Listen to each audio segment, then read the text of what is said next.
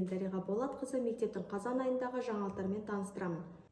Мектебіміз бойынша 2025-2026 оқу жылының қазан айының тәуелсіздік және отаншылдық айлығының тәрбие бағытындағы іс-шаралар Адал азамат біртұтас тәрбие бағдарламасы негізінде бекітілген кешенді жоспар бойынша ұйымдастырылып жүргізілді. 6-24 қазан аралығында «Мы твои друзья. Экология. Правила дорожного движения». 5 қазан ұстаздар күні.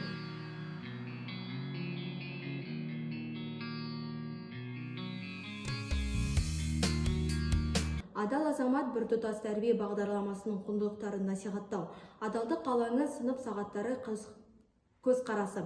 Қазақ отбасының үлгісі тақырыбында қазан айының іс-шаралары Қазақ отбасының үлгісі атты тәрбие бағыты 1-11 сынып аралығында өткізілді.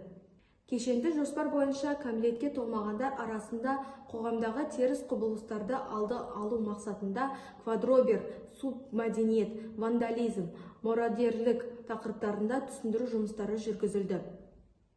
Отбасылық құндылықтарды дәріптеу, отбасы мүшелерін сыйлау, отбасына сүйіспеншілікпен қарауды үйрету мақсатында отбасылық жобалар мен шығармашылық жұмыстар аясында отбасылық альбом жасау іс-шарасын 1-2 сыныптарда өткізді. Тәрбие жұмысы аясында отбасылық құндылықтарды дәріптеу мақсатында 3-4 бастауыш сыныптары менің отбасындағы кәсіптер тақырыбында тұсаукесер жасады. Қазақстан Республикасының рәміздерін насихаттау мақсатында және Адал азамат біртұтас тәрбие бағдарламасы аясында әнұран айту челленджін өзін-өзі басқару ұйымының мүшелері оқушылармен бірге түсірді.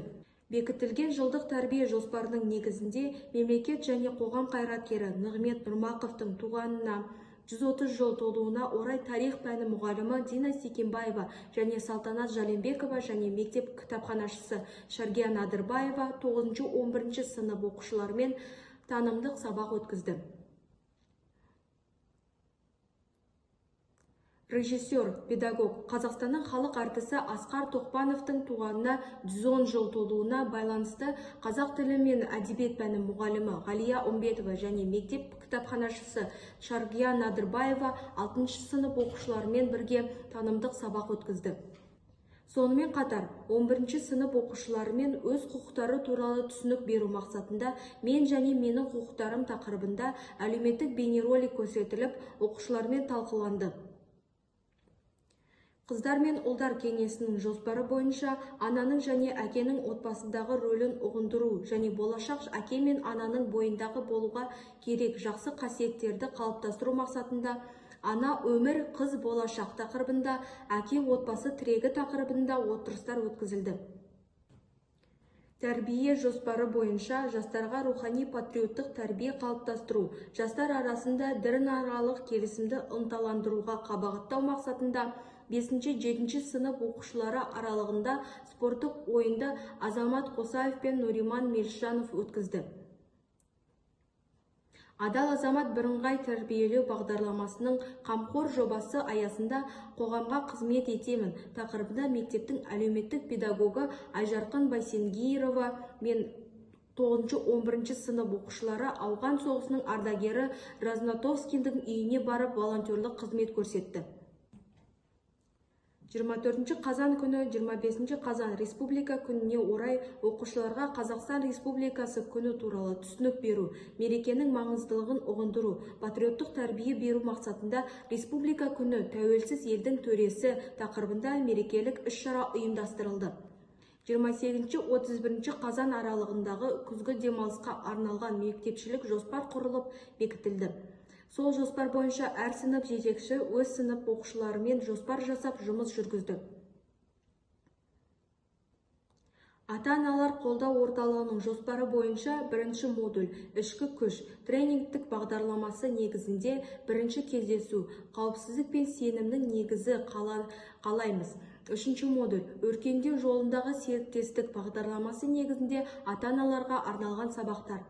Түсінемін және қолдаймын, ерекше білім беру қажеттіліктері бар балалары ата-аналар ретінде қалай жақын болу керек тақырыбында ата-аналармен кездесу ұйымдастырылып өткізілді.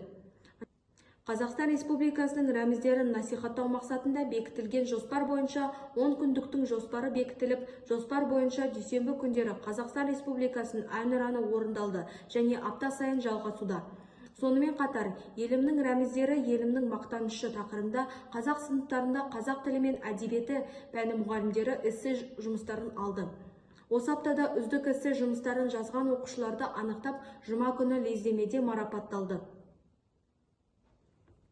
Мектебімізде қазан айында педагогтар арасында Орынбаева Диана Айдаровна педагогикалық идеялар фестивалінен 2-ші орын, Оқасова Айымгүл Науховна республикалық бастауыш сынып мұғалімдері арасында өткен алтын сақа математикалық олимпиадасынан 2-ші орын, аудандық ұстаз Кьюз командалық байқауында мұғалімдеріміз жүлделі 3-ші орын, Асық ату республикалық турниріне дене шынықтыру пәні мұғалімі Қосаев Азамат Рысбекович 2-ші орын иеленді.